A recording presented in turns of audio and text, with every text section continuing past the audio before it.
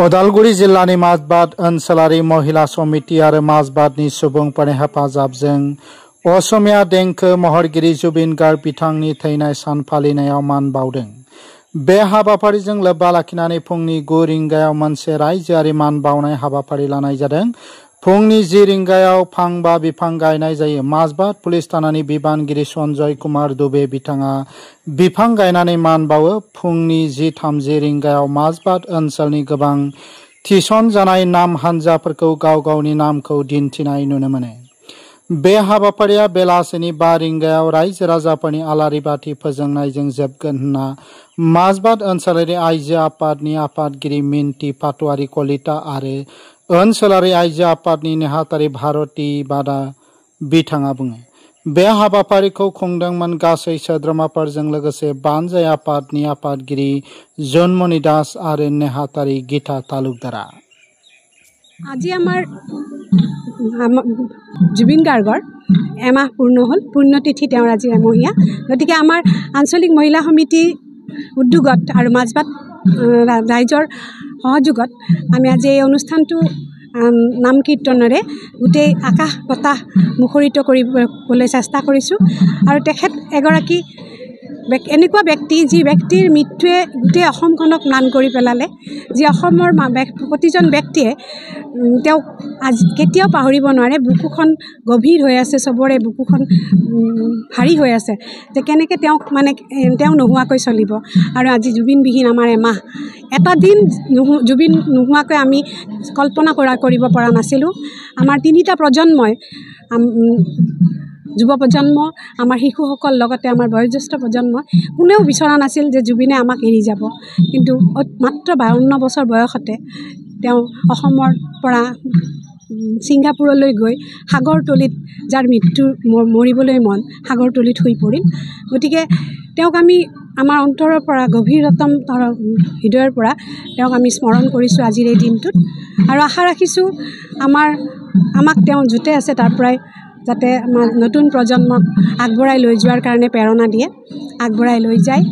আৰু সেই মৰ্মে আমি আমাৰ সকলো মহিলাই তেওঁৰ আত্মাৰ সদ্গতিৰ কাৰণে, তেওঁৰ অমৰ আত্মাৰ দেৱতুল্য ব্যক্তিজনক আমাৰ মাজত সদায় অমৰ হৈ ৰাখক, অমৰ হৈ থাকক, তাকে আশা কৰি আজি এই হৰিনাম কীৰ্তনৰ নাম মুখৰিত কৰিবলৈ চেষ্টা কৰিছোঁ।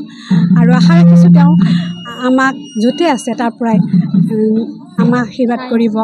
আৰু তেওঁ এনেকুৱা এজন ব্যক্তি যিজনে ধৰ্ম, ভাষা, বৰ্ণ, জাতি, জনগোষ্ঠী সকলোকে সমন্বয় আনিব খুজিছিল আৰু হৈছিল। তেওঁৰ আশা পূৰণ হৈছে। এতিয়া আমাৰ অসমত এনে লাগিছে যেন আমাৰ অসমত জাতি জনগোষ্ঠীৰ বিভাদ নোহোৱা হৈ গ'ল, সকলো ধৰ্মৰ মানুহ একাকাৰ হৈ গ'ল। তেওঁ যিখন অসমৰ কথা কল্পনা কৰিছিল সেই অসমখনে এতিয়া আমাৰ বিৰাজমান হৈ আছে আৰু সদায় থাকক জুবিনৰ অসম, সদায় জুবিনৰ অসম হৈয়ে থাকক।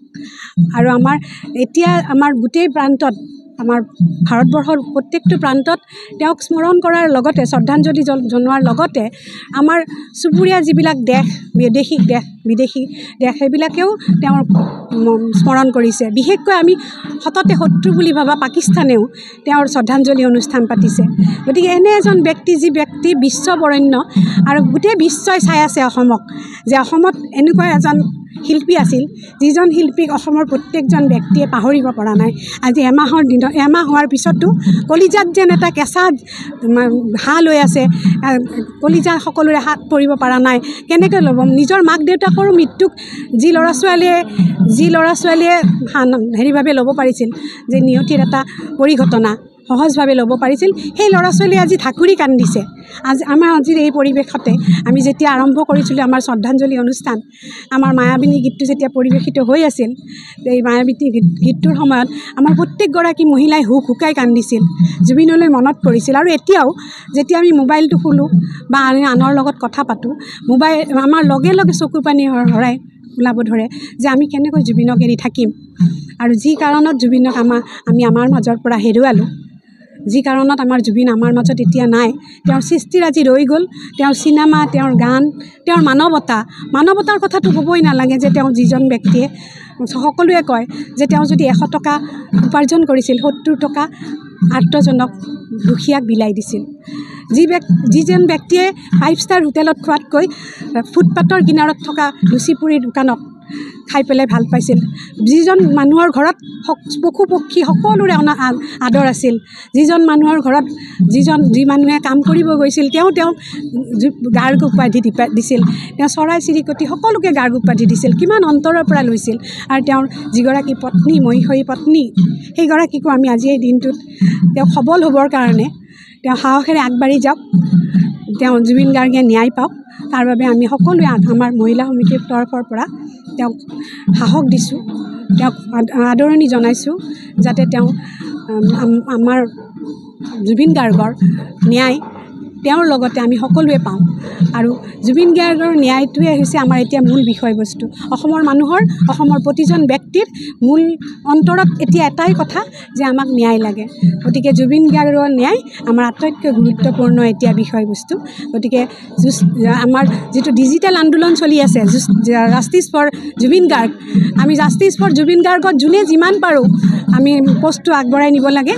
আৰু জাষ্টিছ ফৰ জুবিন গাৰ্গ আমি আটাই একেলগে ক'ম, justice for Zubeen Garg, justice for Zubeen Garg. ধন্যবাদ।